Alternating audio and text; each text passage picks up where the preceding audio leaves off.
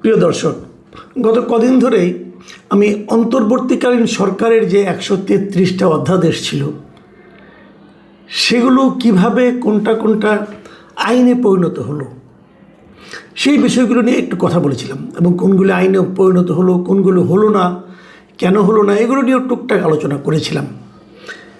এর মধ্যে একটা আলোচনা করেছিলাম, সেটা আরেকবার আজকে একটু রিপিট করতে চাই। সেই রিপিট যেটা করতে চাই সেটা হলো, এটা একটা বড় ঘটনা বলে করতে যাচ্ছি, কারণ আমার কাছে মনে হয়েছে এই ঘটনার আফটার ইফেক্ট, পরবর্তী প্রতিক্রিয়া বাংলাদেশের রাজনীতিতে একটা দীর্ঘ সময় ধরে চলবে, এটা আমার ধারণা। খুব অল্প সময়ে একটা বিলকে তারা আইনে পরিণত করেছে, খুব অল্প সময়ে, তেমন দীর্ঘ কোনো আলোচনাও হয়নি। অন্তর্বর্তীকালীন সরকার অনেকগুলো অধ্যাদেশ করেছে, সেগুলো কোনোটাই দায় কিন্তু শেষ পর্যন্ত যেগুলো এই সরকার আইনে পরিণত করবে সেগুলোর দায় কিন্তু আর অন্তর্বর্তীকালীন সরকারের উপর থাকবে না। তারা করেছিল তাদের প্রয়োজনে, তাদের মতলব বলেন, প্রয়োজন বলেন, তারা করেছিল। কিন্তু যেই মুহূর্তে সেগুলো এই সংসদ অনুমোদন করলো, আইনে পরিণত করলো, সেই মুহূর্তে সমস্ত দায় দায়িত্ব কিন্তু এই সংসদের উপর বর্তায়। এবং সেটা কোন সংসদ? যে সংসদে বিএনপি সদস্য সংখ্যা 2/3 বেশি। তার মানে এখানে আমি বিরোধী দলেরও কোনো দায় পরবর্তী সময়কে উচ্চারণ করবে বলে মনে করি না। আমি মনে করি পুরো দায়টা থাকবে, দায় বলেন, প্রশংসা বলেন, নিন্দা বলেন, সব থাকবে বিএনপির উপর। তারাই সংখ্যাগরিষ্ঠ, তারা ইচ্ছে করলে সব কিছু করতে পারে। তো যেটা নিয়ে আলোচনা করছি সেটা হলো যে আওয়ামী লীগের রাজনৈতিক কর্মকাণ্ড যে বন্ধ রাখা, এই সংক্রান্ত যে অধ্যাদেশটা ছিল, যেটা নাকি 2025 সালের মে মাসে 12 তারিখে অন্তর্বর্তীকালীন সরকার অধ্যাদেশ আকারে জারি করেছিল, সেই জিনিসটাই প্রথমে শুনেছিলাম যে কিছু সংশোধন করা হবে, পরে দেখলাম কোনো সংশোধনও হলো না, হুবহু সেটা পাশ হয়ে গেল এবারের সংসদে সর্বসম্মতিক্রমে হবে, এতে কোনো সন্দেহ ছিল না। এই কারণে যখন অধ্যাদেশটা হয় তখন ওই সরকারের উপর অধ্যাদেশ করার জন্য মূলত আন্দোলনটা করেছিল জামায়াত এবং এনসিপি। তো জামায়াত এনসিপিতে এবার আছে, আর তার সঙ্গে বিএনপি তখন মুখে মুখে না করেছিল, পরে ওই অধ্যাদেশটা পাশ হওয়ার পর তারা সরকারকে এই ব্যাপারে প্রশংসা করেছিল, অভিনন্দনও জানিয়েছিল যে আপনি একটা ভালো কাজ করেছেন। তো যে কাজটাকে তারা ভালো বলেছে ঘটনা ঘটার পর, সেটাই মূল কথা। কারণ আগে তারা কে কী বলেছে, আগে তাদের নেতা টাইম ম্যাগাজিনকে কি বলেছেন, ওনার দলের অন্য অন্য লোকরা যে বলেছেন যে আমরা কোনো রাজনৈতিক নিষিদ্ধ চাই না, এই যে বলেছিলেন সেগুলো কিন্তু ইমম্যাটেরিয়াল। কারণ ঘটনা ঘটে যাওয়ার পর তারা সেটাকে সাপোর্ট করেছেন। এখন সেই সাপোর্টটাই যে তাদের আসলে মূল অভিব্যক্তি, মূল চিন্তা, সেটাই কিন্তু আমরা এবার দেখতে পেলাম এই বিল পাশ হওয়ার মাধ্যমে। যে তারা বললেন যে তারা আওয়ামী লীগের নিষিদ্ধ চান, এবং সেই অনুযায়ী তারা আপাতত তারা আওয়ামী লীগ কোনো কর্মকাণ্ড পরিচালনা করতে পারবে না যতদিন তাদের বিচার না হবে।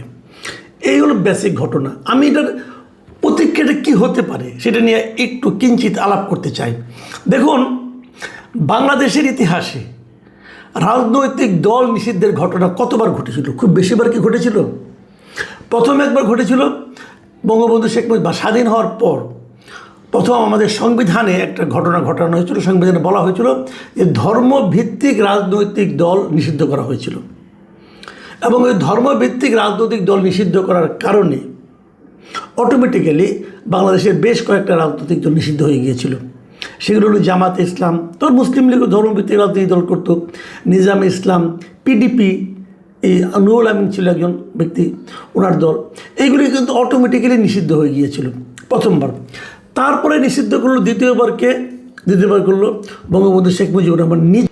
এবার তিনি যেহেতু সমস্ত দলকে নিষিদ্ধ করে একটা দল করলেন, বাকশাল, অতএব সব দল কিন্তু অটোমেটিক নিষিদ্ধ হয়ে গেল। সেখানে আওয়ামী লীগও নিষিদ্ধ হয়ে গেল, আরও যা দল ছিল জাসদ সব নিষিদ্ধ হয়ে গেল।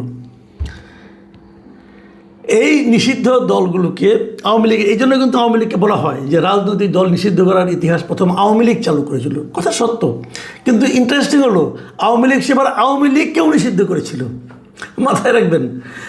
তারপর বঙ্গবন্ধুর মৃত্যুর পর যখন নাকি জিয়াউর রহমান দায়িত্বে আসলেন, ক্ষমতায় আসলেন, তখন উনি বিভিন্ন প্রক্রিয়ায় ধীরে ধীরে সংবিধানে কিছু চেঞ্জ করলেন এবং এগুলো করার মাধ্যমে উনি সকল রাজনৈতিক দলকেই বিভিন্ন প্রক্রিয়া, প্রথমে ঘরোয়া রাজনীতি করো, তারপরে আস্তে আস্তে আস্তে এবার সমস্ত দলকে উনি রেজিস্ট্রেশন দিলেন। এই রেজিস্ট্রেশনের সিস্টেম কিন্তু আগে ছিল না, এটা জিয়াউর রহমান আমলে শুরু হলো। এবং এই রেজিস্ট্রেশন প্রক্রিয়ার মাধ্যমে আওয়ামী লীগ আবার রাজনীতি ফিরে আসলো। ওই আওয়ামী লীগ বাকশালে যারা ছিল ওই লোকগুলি কিন্তু বাকশাল তারা নিয়ে আসলো না, আওয়ামী লীগ নিয়ে আসলো। এবং এই জন্যই কিন্তু অনেকে বলেন যে বঙ্গবন্ধু রাজনৈতিক দলকে নিষিদ্ধ করেছিলেন, জিয়াউর রহমান রাজনৈতিক দলগুলোকে ওপেন করে দিয়েছিলেন, সেই নিষিদ্ধতা উঠিয়ে নিয়েছিলেন। কিন্তু জিয়াউর রহমান কিন্তু সব দলকে এবং রেজিস্ট্রেশন দেন নাই, জাসদকে রেজিস্ট্রেশন দেন নাই। জাসদ কিন্তু তখন জিয়াউর রহমান আমলে রেজিস্ট্রেশন পায়নি। যাই হোক, সেটা অন্য আলাপ, ওই অত ভিতরকে আমি যাচ্ছি না। ট্র্যাজেডিটা হলো যে জিয়াউর রহমানকে বলা হয়ে থাকে যে উনি নিষিদ্ধ হওয়া রাজনৈতিক দলগুলোকে নতুনভাবে যাত্রা শুরু করার রাজনৈতিক কর্মকাণ্ড পরিচালনার সুযোগ দিয়েছিলেন, সেখানে জামাতও ছিল। সেই জিয়াউর রহমানের পুত্র তারেক রহমানের আমলে আওয়ামী লীগের মতো একটা বড় রাজনৈতিক দলকে নিষিদ্ধ করার ঘটনা আসলো। হয়তো বলবেন না দল নিষিদ্ধ হয়নি, কার্যক্রম নিষিদ্ধ হয়েছে। কথা একই কারণে এই দল ইলেকশন করতে পারবে না, এই দল একটা মিটিং করতে পারবে না, এই দল তার দলের পক্ষে কেউ স্লোগান দিতে পারবে না, এই দল অনলাইনে কোনো প্রচারণা চালাতে পারবে না, এগুলো সব বেআইনি হবে। তাহলে এর চেয়ে কী আর আছে? নিষিদ্ধ হলে আর এর চেয়ে বেশি কী হতো? এই তো হতো।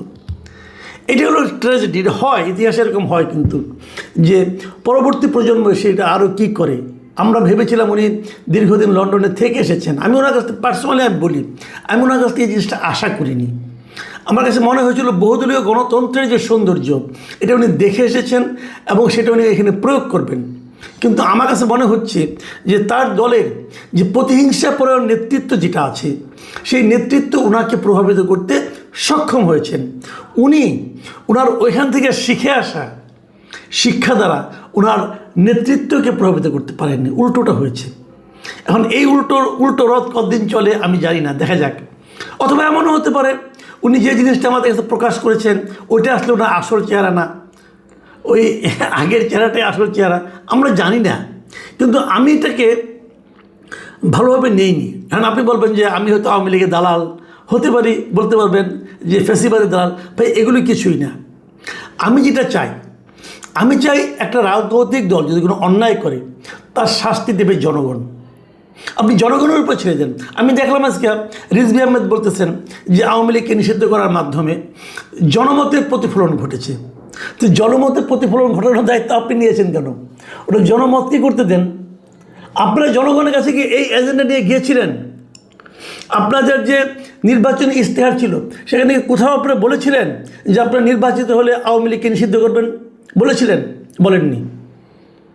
বরঞ্চ আপনারা বহুদলীয় গণতন্ত্র স্থাপন করবেন এবং আপনার নেতার যে বক্তব্য, যেটা টাইম ম্যাগাজিনে প্রচারিত হয়েছিল, ওটাকেই জনগণ মনে করেছিল যে এটাই বিএনপি।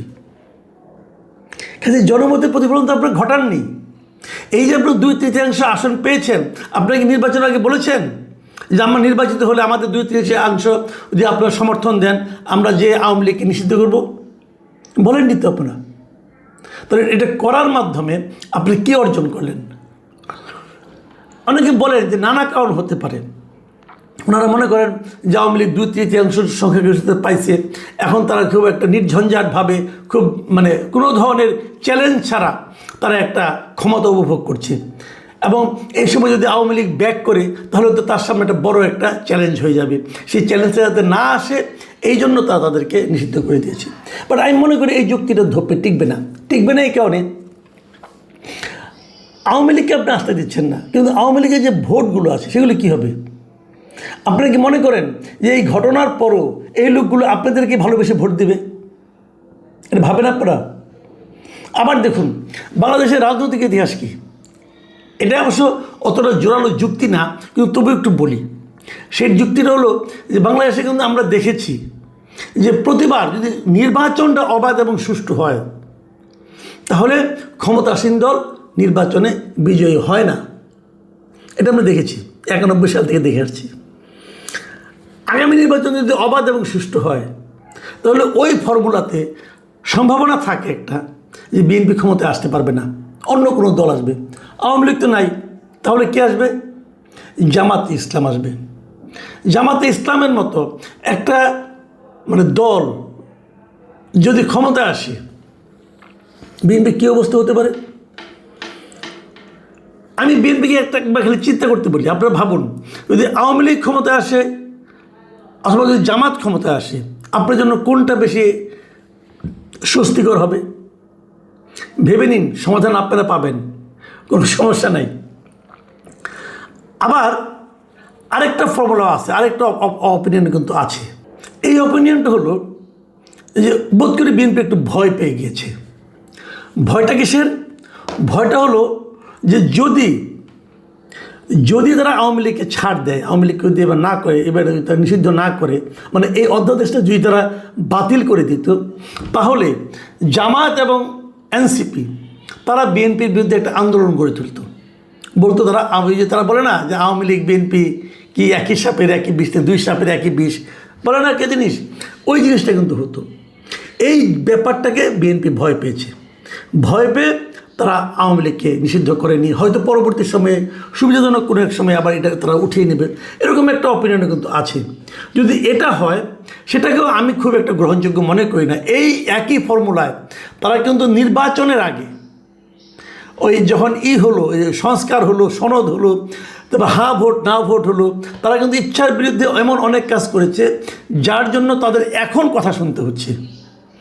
তো এটা যদি হতো তাহলে বরঞ্চ তারা যদি জামাত এনসিপি তারা কথা বলতে বটে, কিন্তু তারা কিন্তু পাশাপাশি আওয়ামী লীগের সমর্থকদের পেয়ে যেত, কিন্তু সেটা তারা রিস্ক নেয়নি। এবং আরেকটা অপিনিয়ন যেটা বিএনপি কেউ বলছেন যে আগামীতে স্থানীয় সরকার নির্বাচন আছে, সেই স্থানীয় সরকার নির্বাচনে যদি আওয়ামী লীগ মাঠে থাকে তাহলে হয়তো তারা একটা বেকায়দায় পড়বে, এই জন্য তারা আওয়ামী লীগকে আপাতত নিষিদ্ধ রেখেছে। হয়তো স্থানীয় সরকারের পরে তারা আবার হয়তো অন্য কিছু করতে পারে, এটা হতে পারে। বাট এটাও আমার জন্য মনে হয় না খুব একটা সুবিধা হবে। কারণ আমার কেন যেন মনে হয় যে স্থানীয় সরকার নির্বাচনটা অবাধ এবং সুষ্ঠু হয়, যদি এই দুটো উপনির্বাচনের মতো না হয়, যদি শেরপুরের মতো না হয়, তাহলে আওয়ামী লীগের ভোট কিন্তু উল্টা দিকে যেতে পারে ভাই, বড় বেকায়দায় পড়তে পারেন। যা হোক, এগুলি আপনারা দেখবেন, দেখার পরে হয়তো মোটামুটি ধারণা করতে পারবেন আসলে কোন দিকে যাচ্ছে। আমি আলোচনাটা শেষ করব সুপ্রিম কোর্টের একজন সিনিয়র আইনজীবী, আমি বিবিসিতে একটা রিপোর্ট পড়লাম ওনার, মিস্টার শাহাদিন মালিক, ওনার একটা বক্তব্য দিয়ে তিনি যে জিনিসটা বলেছেন সেটা হলো, আমি আপনাদের পড়ে শুনে, উনি বলেছেন বিএনপি বিলটি পাশ করে আওয়ামী লীগ বিষয়ে নিজেদের অবস্থান পরিষ্কার করেছে এবং তারা না চাইলে বিলটি পাশ হতো না। একটা দলের নেতাকর্মী বা সাধারণ সদস্যরা অপরাধ করতে পারে, তার বিচারও হতে পারে, কিন্তু তার জন্য দল বা দলের কার্যক্রম নিষিদ্ধ বহাল রেখে বিএনপি সরকার ভবিষ্যতেও অনেক দল নিষিদ্ধের ক্ষেত্র প্রস্তুত করল। এটা কিন্তু ওনার বক্তব্য। এবং ওনার আরও একটা বক্তব্য হলো যে আওয়ামী লীগের হাতে বিএনপি নির্যাতিত হয়েছে, এখন কেউ যদি মনে করে বিএনপিও প্রতিশোধমূলক বা প্রতিহিংসামূলক সিদ্ধান্ত নিয়েছে, তাহলে তাকে দোষ দেওয়া যাবে না। আমার মনে হয় বিএনপি নেতারা, আমি আরও অনেক উদাহরণ দিতে পারতাম, আপাতত এ পর্যন্ত থাক। আমি আশা করি বিএনপি নেতৃবৃন্দ ডক্টর শাহাদিন মালিকের এই মন্তব্যগুলো একটু মাথায় রাখবেন। প্রিয় দর্শক, কি হবে আমরা আগামীতে দেখতে পাবো, যদি ততদিন বেঁচে থাকি। সবাই ভালো থাকবেন।